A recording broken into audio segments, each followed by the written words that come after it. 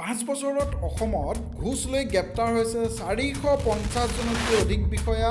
বৰখাস্ত হৈছে 23 জন জব্দ হৈছে 12 কোটি টকা তথা 1 কিলোগ্ৰাম ওজনৰ সোণ চাওক ভিডিঅটো শেষলৈকে গম পাব অসমত এতিয়া কিদৰে দুৰ্নীতিয়ে সকলো ফালৰ পৰা বিষয়া কৰ্মচাৰীসকলে শেষ কৰি আনিছে অসম অসামৰিক সেৱা অৰ্থাৎ ACSৰ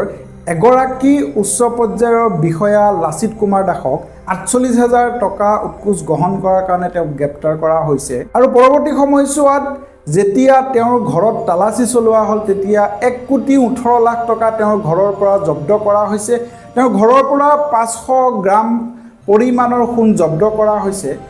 লাচিত কুমাৰ দাসৰ 9টা বেংক একাউণ্টত মুঠ টকা আছে 80 লাখ টকা গুৱাহাটী মহানগৰীৰ কেইবাঠাইতো তেওঁৰ ফ্লেট আছে তেওঁৰ মাটি আছে অৰ্থাৎ লাচিত কুমাৰ দাসে অসম অসামৰিক সেৱাৰ তেওঁ যি পদবী আছিল তাক ব্যৱহাৰ কৰি বিগত সময়ছোৱাত কোটি কোটি টকা তেওঁ আহৰণ কৰিছে অবৈধ উপায়েৰে সেয়া এতিয়া প্ৰমাণিত হৈছে লাচিত কুমাৰ দাসে তেওঁ অবৈধ উপায়েৰে আহৰণ কৰা টকাৰ পৰিমাণ আপোনালোক সকলোৱে দেখিছে কিদৰে ভিজিলেন্সৰ বিষয়াই মেচিন আনি তেওঁৰ ঘৰত টকা হিচাপ কৰিবলগীয়া এটা পৰ্যায়ৰ সৃষ্টি হৈছে লাচিত কুমাৰ দাস পূৰ্বে তেওঁ হোজাই জিলা আৰু লখিমপুৰ জিলাৰ তেওঁ উপায়ুক্ত ৰূপে কাৰ্যনিৰ্বাহ কৰিছিল 1999 চনত তেওঁ অসম অসামৰিক সেৱাৰ বিষয়া ৰূপে তেওঁ যোগদান কৰে আৰু পৰৱৰ্তী সময়ছোৱাত তেওঁ অসম চৰকাৰৰ এগৰাকী উচ্চপদস্থ বিষয়া ৰূপে ৰাজহ বিভাগত তেওঁ কাৰ্য সম্পাদন কৰিবলৈ আৰম্ভ কৰিছিল 2025 চনৰ সম্ভৱতঃ মে মাহত কিন্তু এইগৰাকী লাচিত কুমাৰ দাসে এতিয়া ৪৮,০০০ টকা লৈ হাতেলুতে তেওঁ ধৰা পৰিছে আৰু তাৰ লগে লগে এতিয়া তেওঁ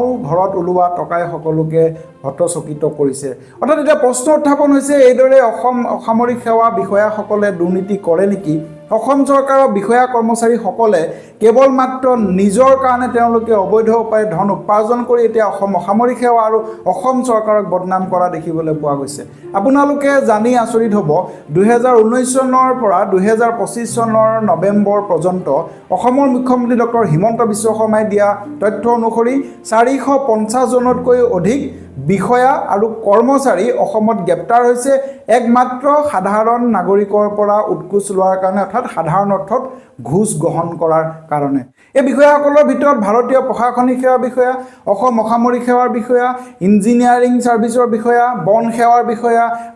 বিষয়া আৰক্ষী কনিষ্টবল তথা সাধাৰণ পিয়ন চকীদাৰকে আৰম্ভ কৰি মণ্ডল চক্ৰ বিষয়াকে আদি কৰি বিভিন্ন বিষয়া কৰ্মচাৰী আছে আপোনালোকে জানে কিদৰে কেইমাহমান পূৰ্বে নুপুৰ বৰা নামৰ এগৰাকী অসম অসামৰিক সেৱা বিষয়া অৰ্থাৎ চক্ৰ বিষয়াক গ্ৰেপ্তাৰ কৰা হৈছিল তেওঁৰ পৰাও কোটি টকা উদ্ধাৰ কৰা হৈছিল বিগত সময়ছোৱাত শেৱালী দেৱী শৰ্মা নামৰ এগৰাকী অসম অসামৰিক সেৱাৰ বিষয়া যিগৰাকীয়ে পৰৱৰ্তী সময়ছোৱাত ভাৰতীয় প্ৰশাসনিক সেৱালৈ তেওঁ উন্নীত হৈছিল তেওঁ 102 কোটি টকীয়া এটা কেলেংকাৰীত তেওঁ বৰ্তমান জেলত থাকিব লগা হৈছে তেওঁ 102 কোটি টকীয়া কেলেংকাৰীত তেওঁ জড়িত হোৱাৰ লগতে তেওঁ বিভিন্ন ধৰণৰ চৰকাৰী ধন তেওঁ আত্মসাৎ কৰাৰ বাতৰি প্ৰকাশ হৈছে ইন্দেশ্বৰ কলিতা নামৰ এগৰাকী আবকাৰী বিভাগৰ সচিবে তেওঁ উৎকোচ গ্ৰহণৰ কাৰণে আৰু আয়তকৈ অধিক সম্পত্তি থকাৰ কাৰণে তেওঁক গ্ৰেপ্তাৰ কৰা হৈছে আৰু তেওঁৰ বিৰুদ্ধে এতিয়া তদন্ত চলি আছে তাতোতকৈ আচৰিত কথাটো হৈছে কি যে 450 জন বিষয়াৰ ভিতৰত 23 জন বিষয়াক ইতিমধ্যে অসম চৰকাৰে চাকৰিৰ পৰা বৰখাস্ত কৰিছে অৰ্থাৎ দুৰ্নীতিৰ অভিযোগত তেওঁলোকে জনসাধাৰণৰ পৰা টকা ঘুষ ৰূপে গ্ৰহণ কৰাৰ অভিযোগত চাকৰিৰ পৰা তেওঁলোকক চিৰদিনৰ কাৰণে বিদায় দিয়া হৈছে অৰ্থাৎ এইটো কথা স্পষ্ট হৈছে যে অসমত এতিয়া যিসকল চৰকাৰী বিষয়া কৰ্মচাৰী আছে তেওঁলোকে অবৈধভাৱে নাগৰিকৰ পৰা চৰকাৰী কাম কৰাৰ নামত যি টকা আহৰণ কৰিছে সেই টকা আহৰণ কৰি তেওঁলোকে বৰখাস্ত পৰ্যন্ত হ'ব লগা হৈছে এসপ্তাহ পূৰ্বে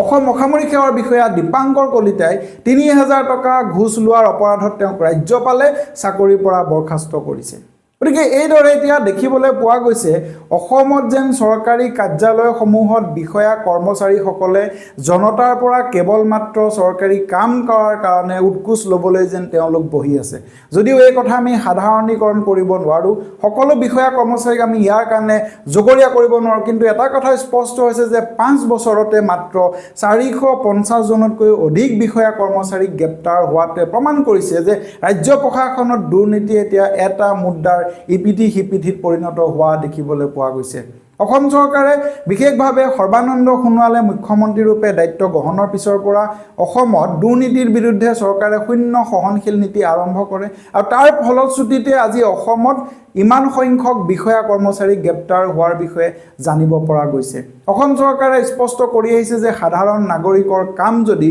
কৰিবলৈ যাওঁতে তেওঁলোকে উৎকোচ দিবলগীয়া হৈছে তেতিয়াহ'লে অসম চৰকাৰে এটা কঠোৰ পদক্ষেপ গ্ৰহণ কৰিব আৰু অসমৰ মুখ্যমন্ত্ৰী যি তদাৰকী শাখা আছে CM ভিজিলেন্স তথা এন্টি কৰাপশ্যন ব্যুৰো তথা অসম আৰক্ষীয়ে বিগত সময়ছোৱাত এইসকল বিষয়া কৰ্মচাৰীক গ্ৰেপ্তাৰ কৰিছে বিগত সময়ছোৱাত গ্ৰেপ্তাৰ হোৱা বিষয়া কৰ্মচাৰীসকলৰ পৰা সৰ্বমুঠ প্ৰায় 12 কোটিতকৈও অধিক টকা জব্দ কৰা হৈছে এই বিষয়া কৰ্মচাৰীসকলৰ পৰা জব্দ কৰা হৈছে 1 কিলোগ্ৰামতকৈ অধিক পৰিমাণৰ ওজনৰ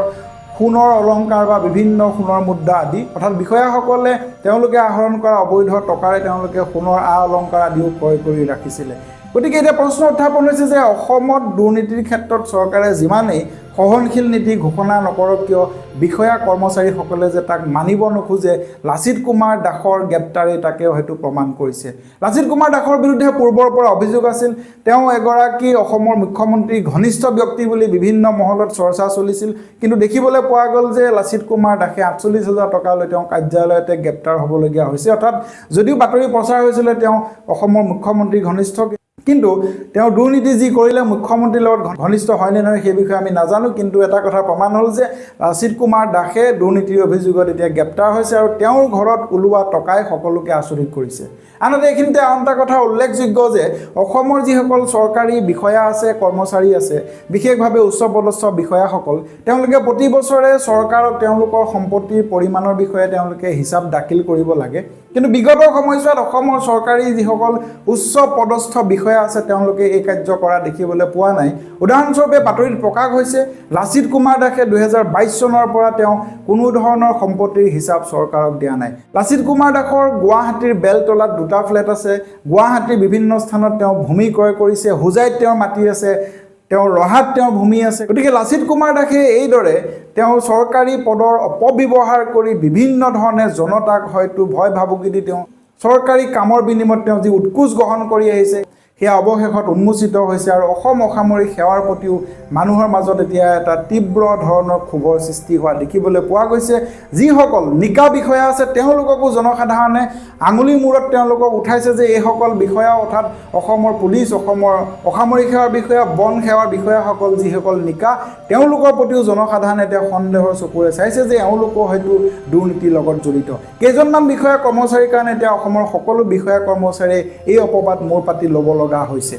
এটা কথা স্পষ্ট হয় যে অসমৰ বিজেপি চৰকাৰখনে দুৰ্নীতিৰ ক্ষেত্ৰত যি শূন্য সহনশীল নীতি গ্ৰহণ কৰিছে তাৰ পিছতো যদি অসমত 450 জনতকৈ অধিক বিষয়া কৰ্মচাৰী গ্ৰেপ্তাৰ হ'ব লগা হৈছে তাৰ অৰ্থ এইটোৱে যে অসমৰ বিষয়া কৰ্মচাৰীসকলে দুৰ্নীতি কৰিবৰ কাৰণে উৎকোচ গ্ৰহণ কৰিবৰ কাৰণে তেওঁলোকে ভয় নকৰে তেওঁলোকে চৰকাৰী কামৰ বিনিময়ত সাধাৰণ জনতাক খুহি খোৱাৰ এক প্ৰক্ৰিয়া যি আৰম্ভ কৰিলে সেই প্ৰক্ৰিয়া তেওঁলোকে কেতিয়াও শেষ কৰিব নোখোজে অসম চৰকাৰে কঠোৰ ব্যৱস্থা গ্ৰহণৰ পিছতো যদি এই ধৰণে দুৰ্নীতি চলি থাকে তেতিয়াহ'লে আমাৰ সম্পূৰ্ণ প্ৰশাসনীয় ব্যৱস্থাটো এটা সময়ত পেৰালাইজ হৈ যাব অসমৰ জনসাধাৰণৰ প্ৰশাসনীয় ব্যৱস্থাটোৰ ওপৰতে কোনো ধৰণৰ আস্থা নাইকিয়া হ'ব অসম চৰকাৰে ডিজিটেল মাধ্যমেৰে অৰ্থাৎ অনলাইনৰ মাধ্যমেৰে প্ৰশাসনীয় কাম কাজ কৰিছে যদিও এতিয়াও বিষয়া কৰ্মচাৰীসকলে ইয়াক সম্পূৰ্ণভাৱে কাৰ্যকৰী কৰা নাই হয়তো তেওঁলোকে জনতাৰ পৰা উৎকোচ গ্ৰহণৰ স্বাৰ্থতে এই কাম কৰিবলৈ বিচৰা নাই আপোনালোকে মতামত আগবঢ়াব আপোনালোকে কিভাৱে কেনেধৰণে শাস্তি প্ৰদান কৰিব লাগে এইসকল অসৎ বিষয়া কৰ্মচাৰীক